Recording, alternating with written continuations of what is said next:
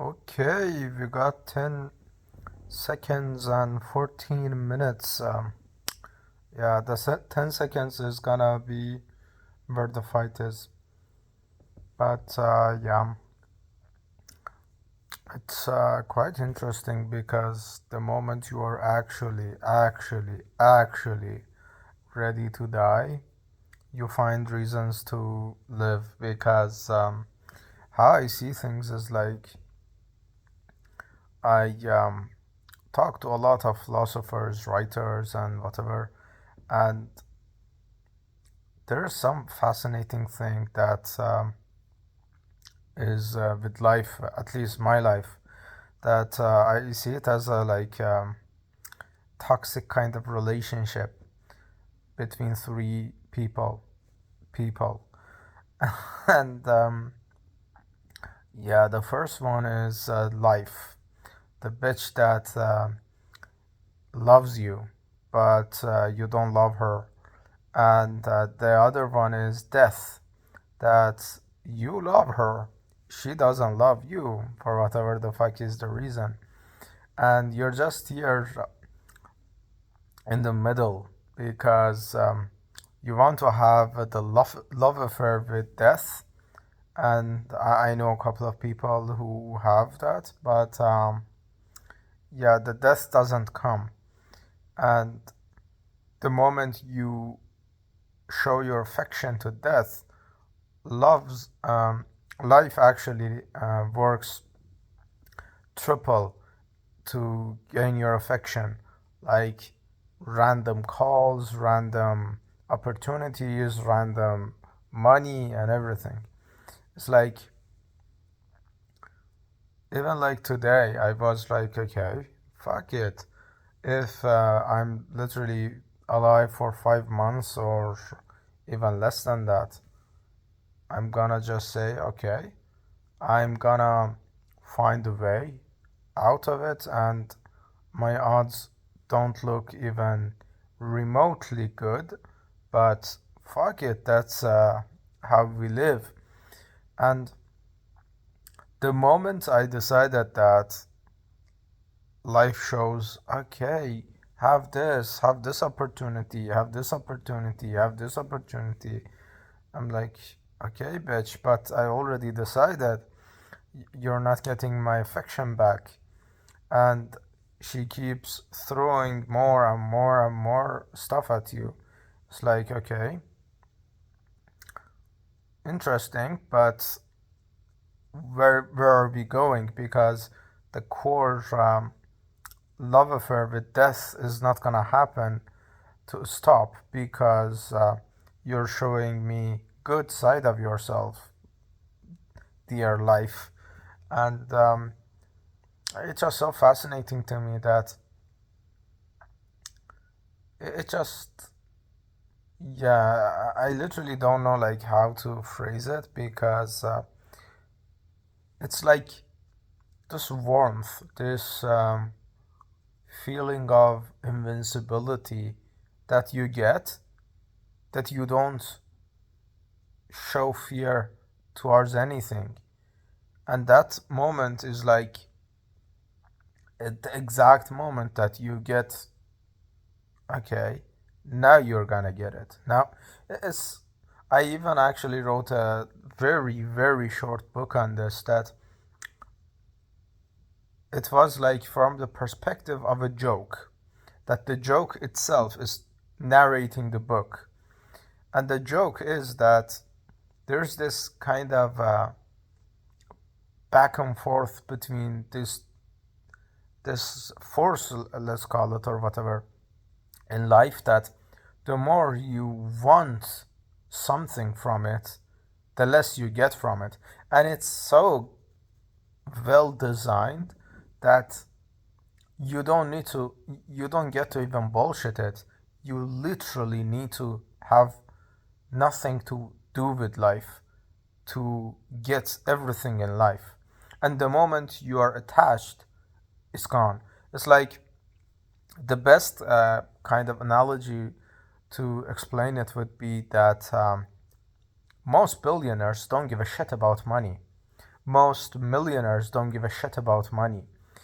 And even every single book you read, every single person, successful person you um, talk to, is like they didn't give a shit about money for 1 second, and they went flooding with money.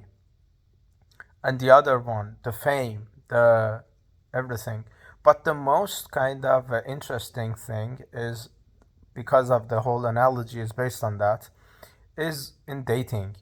That no matter how you present yourself, no matter how you try to bullshit the other person, there is this kind of feminine sensitivity that goes through 50 layers of bullshit that actually sees through you. And that's why you literally give off this energy that you are needy or whatever, and they sense. It doesn't matter how rich you are, how poor you are, how you even fucking look. It's like one kind of feeling that they just feel, okay, I'm not feeling this is right, this is good, this is the choice for me. And even in the Playboy kind of style or whatever the fuck it is, it's like even that feeling cannot be faked. That feeling in the moment of encounter and actually gaining the trust of the other person is so genuine that the person itself himself loves that kind of feeling of chasing afterwards. It's like it's so complicated that it's like everything in life is just one thing. The moment you detach from everything, you get everything. And the moment you start attaching yourself to it, it's gonna fall away. And it doesn't follow any fucking kind of logic. It's like I've sensed this so many times in my life that it's like ridiculous. It's like the moment you give up hope, random like money shows up, random people show up, random opportunities show up that don't even fucking make sense with any logic. It's like that's the part that they say fall in love with the process, because everything has 3 stages. One is there's this book called Dip that everything has 3 stages. The uninformed optimism, that you look at something, it's easy, and you want to try it, you do it. Then there is uninformed, there is the informed pessimism, the dip, the hard part. You see, okay, this isn't easy at all. And that's where most people quit with anything, with dating, the rejections, with YouTube, with whatever the fuck it is.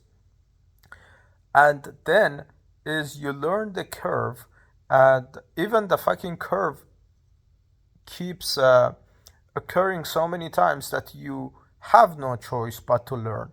You don't need to be open to learn. That's one of my theories, that volume leads to excellence. It doesn't mean like you don't even need to be open to learn. The volume itself is gonna teach you the patterns, no matter how dumb you are, how stupid you are, how smart you are, or whatever. And the third layer is when you literally give everything away about the destination, that you actually make it and you get to the destination, which is the informed optimism rise.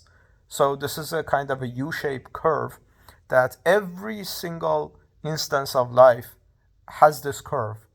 And the funny thing is, you can be 50 years, I cannot say from experience that I have been stuck for 50 years in something, but you can be stupidly amount of time in one stage, which is dip, because you're not letting go of the results. I can literally make 2,000 videos, I already done that, 20,000 videos, and still not make it viral or whatever, because there is one part of me that is, even with this video, hoping to go viral.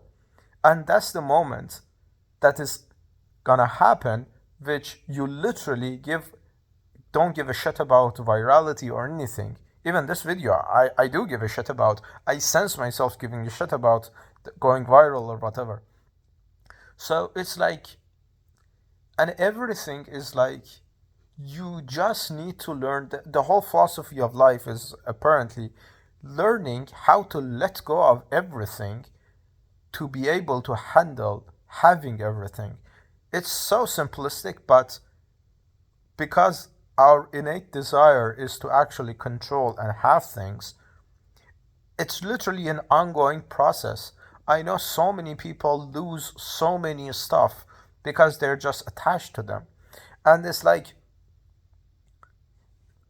not a single person in life, in existence, have mastered this, because it's like an ongoing dance that I call it with death and life, but with everything. It's like this two polar opposite kind of gravitational pull that is detached from the result.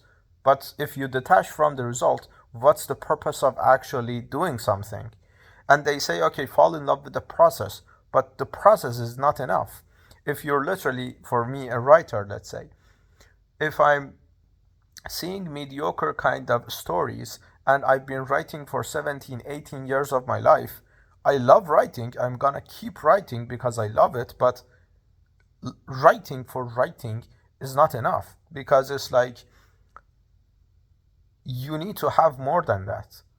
That's why you keep doing this. It's like, as I see it, like, imagine like Lionel Messi or Van Usain Bolt or whatever. They don't try to become the second one, because their disproportionate effort outweighs the second kind of placement, that even becoming the first place is just, as Eminem literally puts it, the amount of time I put pen to the page with my wealth in comparison would be the minimum wage. And that's the truth of it, that so people commit so deeply that the reward is actually the minimum wage. That's the consolation prize. The actual reward, imagine winning the World Cup, and it is still a consolation prize because you disproportionately outweigh the efforts to even get there. It's like, but you still need to detach yourself from that end result to actually get there to begin with. It's like so fascinating kind of mechanism of life that no one masters, but everyone, given enough time, a passage of enough time, realizes there is this kind of mechanism to life. But it's like so fascinating. It's the only mechanism you can understand fully, but still fail at executing it. But yeah, that's the day 3.